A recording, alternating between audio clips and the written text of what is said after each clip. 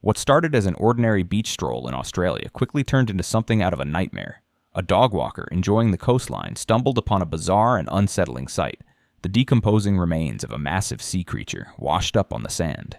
Its hollow eye sockets stared blankly into the sky, and a long, exposed spine jutted from its body like the remnants of some ancient beast.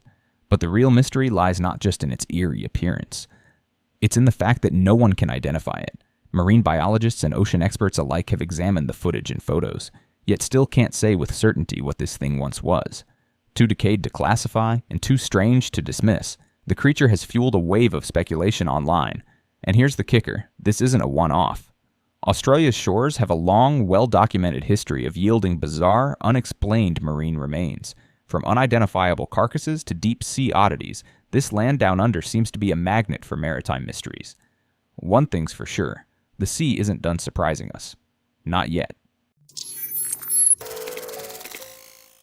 In a quiet field at the edge of the wild, a grazing creature stirred something ancient in the hearts of those who saw it.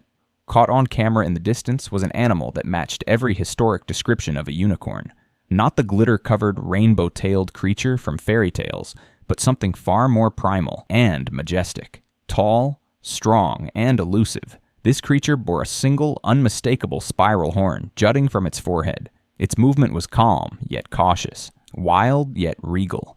What's so fascinating is that the footage lines up perfectly with medieval European accounts.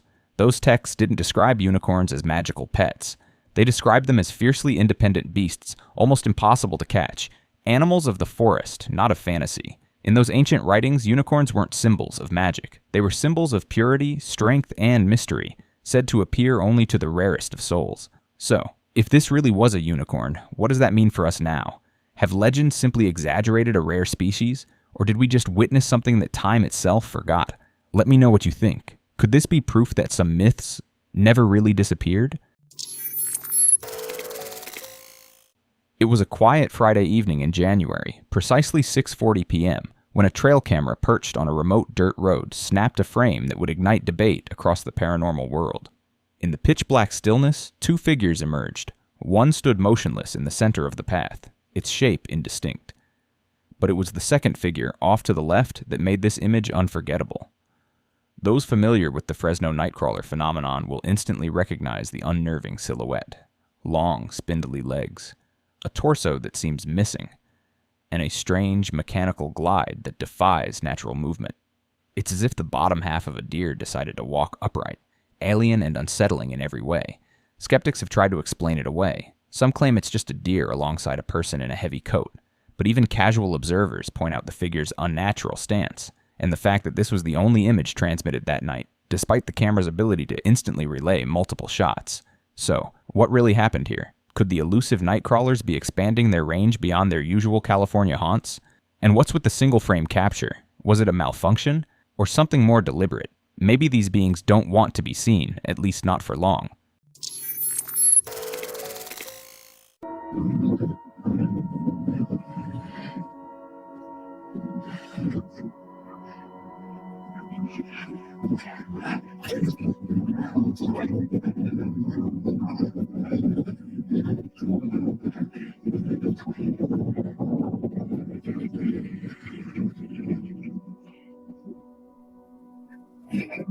Now that was a jolt. That dragon, and I mean poor thing, got quite the shock from that electric eel. Honestly, if you've got enough voltage coursing through your body to light up a predator through its own slimy mouth, props to you. That's nature's version of a taser. And it worked perfectly. Before I roll this next piece of footage, I just want to say, I really hope you're enjoying the video so far. But this next clip, I don't even know where to begin. I've watched it over and over again, and every time I'm left with more questions than answers. It's the kind of footage that sticks with you, not because of what you do see, but because of what you can't explain. I'm reaching out to you guys because, honestly, I need help with this one. There's something about it that just doesn't sit right, something that defies logic. So please, pay close attention, watch closely, and tell me, what is this? In the quiet farmland of Richland County, Ohio, where Interstate 71 slices through 150 acres of open fields, something stirred in the stillness. Something unexplained. It was December 28, 2024. A routine afternoon hunt was all Andrew Baum and his stepfather, Sean, had planned.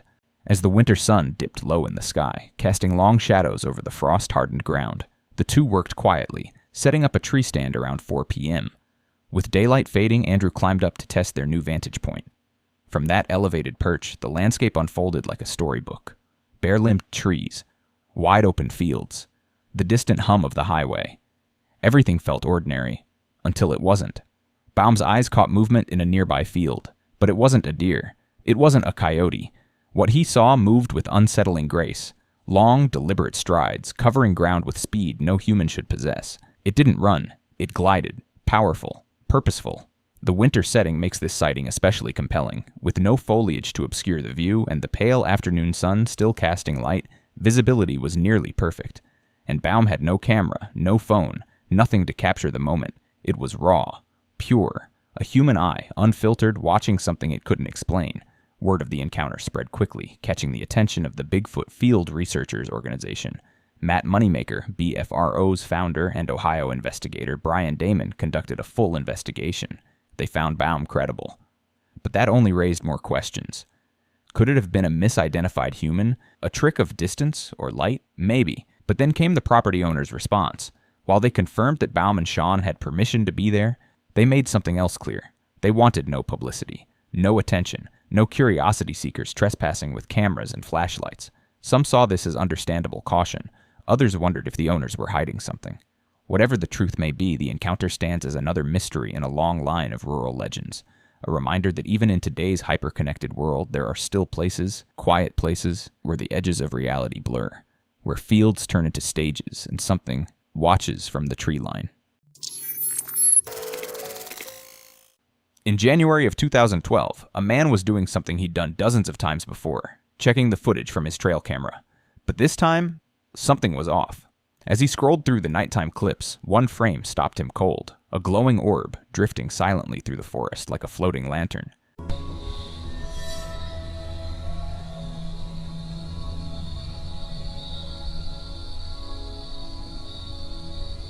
Strange on its own, but what happened next made it truly chilling. Several white-tailed deer, animals known for bolting at the slightest human presence, didn't flee. In fact, they moved closer, drawn in by the light, mesmerized, almost as if in a trance, before calmly returning to their feed. That reaction alone suggests this wasn't anything ordinary. It wasn't human.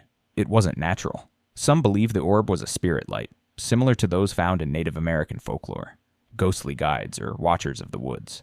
Others lean toward a more extraterrestrial explanation, a scout drone perhaps, or a probing device. But here's a more unsettling thought. What if it's neither? What if it's something that's always been here? A species or force we've never classified, smart enough to remain unseen, but curious enough to sometimes reveal itself. So I ask you, have you ever seen a light like this, silent, drifting, and impossible to explain? Technology has a strange habit of catching what the naked eye can't. It was 2017, just an ordinary night at a quiet bar. Two women, sisters-in-law, were out enjoying drinks, laughter, and the simple comfort of each other's company. With hardly anyone else around, they decided to snap a selfie using Snapchat's iconic dog filter. Just a playful moment, preserved in pixels. But what showed up in that photo was anything but playful. Behind their smiling faces stood a third. Not a bartender. Not a passerby. No one they'd seen in the bar that night, but a face they both knew. Deeply knew. The unmistakable image of their grandmother. The same soft smile. The same familiar hairstyle. The very same woman who had passed away 10 years earlier. In 2007. The moment froze them. This wasn't a blur or a trick of light. It was clear. Present. Intentional. There were no mirrors, no reflections, no camera errors that could explain what they saw. Snapchat's filter was designed to add cartoon puppy ears, not resurrect the past. But somehow it had. Years have passed, and that image remains. Unexplained, unedited, undeniable. A simple selfie became something more, a quiet message from beyond the veil. Because sometimes when the world is still, and technology forgets its limits, the ones we've lost find a way to reach out. even if it's just to say, I'm still here. This clip has people rushing to the comments section, though maybe not for the reasons you'd expect. Let's take a listen.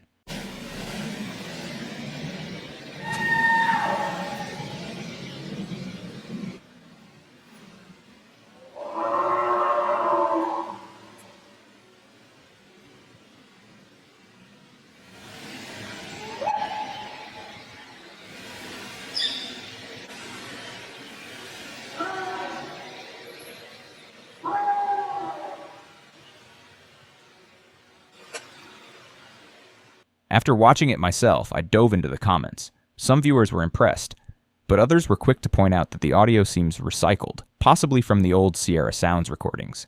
Now, I'm not entirely sure. If this were filmed in another part of the country, I might be more skeptical, but here's the twist. We do know that the legendary skunk ape has long been associated with Florida. So, is this recycled hype or fresh evidence with familiar roots? Our story takes us straight into the heart of downtown Los Angeles, where something strange and unsettling was spotted not by a person on the ground, but by Google Earth. In a dusty, empty lot near the 101 freeway and Mission Road, satellite imagery revealed the word HELP scrawled in massive letters, alongside two more haunting words, Trafico and LAPD. The messages were so large they could only be read from the sky, a digital cry for help captured from space. The images went viral almost immediately, sparking theories that ranged from human trafficking to hidden criminal activity. The public demanded answers, and so did authorities. LAPD officers responded swiftly, and KTLA News dispatched a helicopter to get a closer look. The aerial footage confirmed everyone's worst fear. The messages were real, still carved into the earth, clear and chilling. But when investigators arrived at the site, the story took a dramatic turn. The markings weren't the work of a hidden victim. They were created by a man named Jose, someone already known to authorities. According to police records, Jose had been carving messages into the dirt in this area for years. Repeatedly, he had been offered housing assistance and mental health evaluations. Repeatedly, he had refused. The LAPD confirmed they'd had multiple encounters with him, none resulting in lasting help. The case didn't end in a criminal conspiracy, but in a sobering reminder. Sometimes the scariest stories online aren't about monsters or abductions. They're about real people, suffering quietly, in full view of the world. Hopefully, Jose can finally get the help he needs. And thankfully, this time, it wasn't something more sinister. Between 1957 and 1971, the US and Australian governments were quietly preparing for something that sounded like science fiction at the time. The possibility of an alien invasion. This wasn't just Cold War paranoia. After a wave of unexplained sightings over Washington, D.C., the U.S. launched Project Blue Book, a formal investigation into UFO activity. But here's where things take a sharp turn. Former CIA Director Admiral Hillenkoetter, along with other high-ranking officials, publicly admitted that the government knew UFOs were of extraterrestrial origin, but instead of disclosing that to the public, they buried it. Strict new rules followed. Military personnel were gagged, facing up to 10 years in prison and $10,000 in fines if they dared to speak out. According to a declassified memo, the government intentionally fostered a culture of mockery and ridicule, all to diffuse public fear. But was that the real reason? Some intelligence reports suggest something deeper, a fear that the Soviets might use the chaos of mass sightings as a tool for psychological warfare. And while the public was being told it was all nonsense, behind closed doors the government was doing something else entirely, building their own flying saucers. Canada's Avro project was a real attempt to reverse engineer the very craft they dismissed as fantasy. Witnesses were mocked, whistleblowers were threatened, and all the while, the blueprints were being drawn. Honestly, at this point, none of it surprises me. So what else is sitting in those classified vaults? If you've got insight or theories, I'm all ears. A quiet winter scene. Someone in a dark coat walking two dogs through the snow. Nothing out of the ordinary, or so it seems. But take a closer look at our mysterious figure. That hooded silhouette, hands in pockets, strolling through the cold. Can you tell if it's a man or a woman? Now, what if I told you it's not a person at all? It's actually a black poodle facing the camera. Seriously, as one sharp-eyed viewer pointed out, what looks like a hooded head is actually the dog's tail, and the legs are just its front paws. The blurry angle creates a perfect illusion, tricking our brains into seeing a person bundled in winter gear. Even seasoned viewers admitted, "Wow, I totally saw a man on the left." Experts say the poodle's dark fur creates a silhouette so convincing that it hijacks our brain's pattern recognition. And yep, it completely fooled me too. Now tell me in the comments, did you catch it right away? How long did it take you to figure it out? Or can you still not see it at all? Side note, even after I knew it was a poodle, it still took me way longer than I care to admit.